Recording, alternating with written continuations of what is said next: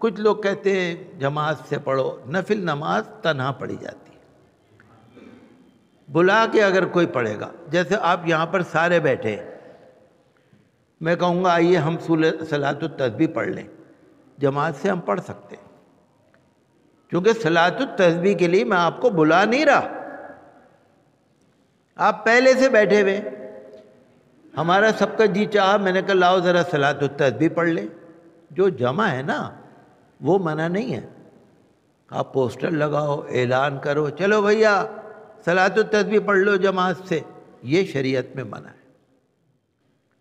حضور نے فرمایا نا صلاۃ التسبیح کے بارے میں، حضور نے فرمایا حضرت عباس رضی اللہ عنہ کو، حضور کے چچا ہیں،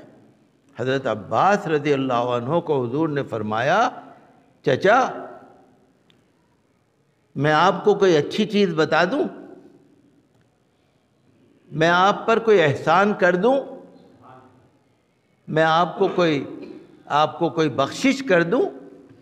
حضور نے بڑے اہتمام سے فرمایا چچا میں بتاؤں؟ فرمایا 4 رکعت پڑھ لیا کرو، صلاۃ التسبیح کی 4 رکعت پڑھ لیا کرو، اور یہ 4 رکعت نیت آپ کریں گے نفل صلاۃ التسبیح، جب آپ نیت باندھیں گے 4 رکعت کی، اللہ اکبر پڑھیں گے، تو اللہ اکبر پڑھنے کے بعد نیت باندھی سبحانک اللہم و بحمدک و تبارک اسمک و تعالی جدک و لا الہ غیرک پڑھ لیا، پھر 15 دفعہ پڑھا سبحان اللہ والحمد للہ ولا الہ الا اللہ واللہ اکبر 15 دفعہ، پھر اعوذ باللہ بسم اللہ الحمد آیت اور سورت، پھر اس کے بعد 10 مرتبہ سبحان اللہ والحمد للہ ولا الہ الا اللہ واللہ اکبر، یہ 25 ہو گئے۔ پھر آپ رکوع میں گئے، پھر آپ نے پڑھا سبحان ربی العظیم، جب پڑھ چکے اس کے بعد 10 مرتبہ سبحان اللہ والحمد للہ ولا الہ الا اللہ واللہ اکبر 10 مرتبہ، پھر رکوع سے کھڑے ہوئے، کھڑے ہونے کے بعد پھر 10 مرتبہ سبحان اللہ والحمد للہ ولا الہ الا اللہ واللہ اکبر، پھر سجدے میں گئے، سبحان ربی الاعلیٰ پڑھا، اس کے بعد 10 مرتبہ سبحان اللہ والحمد للہ ولا الہ الا اللہ واللہ اکبر، پھر پہلے سجدے سے اٹھے بیٹھے، پھر 10 مرتبہ، پھر دوسرے سجدے میں گئے، پھر 10 مرتبہ، تو ایک رکعت میں 75 مرتبہ تسبیح ہوئی، ایک رکعت میں 75 مرتبہ، پھر دوسری رکعت میں کھڑے ہو گئے، پھر ویسے ہی ہے کہ تلاوت سے پہلے 15 مرتبہ، پھر تلاوت کے بعد 10 مرتبہ، پھر رکوع میں، پھر کھڑے ہو کر، پھر سجدے میں، پھر اگر آپ فرض کیجئے رکوع میں بھول گئے تو سجدے میں پڑھ لو، اگر آپ پہلے سجدے میں بھول گئے دوسرے سجدے میں پڑھ لو، اگر آپ شروع میں 15 مرتبہ پڑھنا بھول گئے تو 10 کے ساتھ ملا کے 25 مرتبہ پڑھ لو، ایک رکعت میں آپ کو 75 مرتبہ پورا کرنا ہے تسبیح سبحان اللہ، تسبیح مانے سبحان اللہ، ایک رکعت میں 75 مرتبہ، پھر ایک رکعت میں 75 مرتبہ، پھر ایک رکعت میں 75 مرتبہ، یہ اس کو صلاۃ التسبیح کہتے ہیں، اور ایک رکعت میں 75 مرتبہ ہے، کہیں بھول جائیں گے تو دوسری دفعہ میں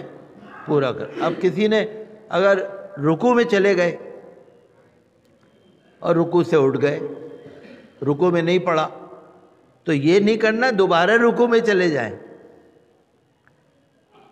پھر آپ سجدے میں جا کے پڑھیے۔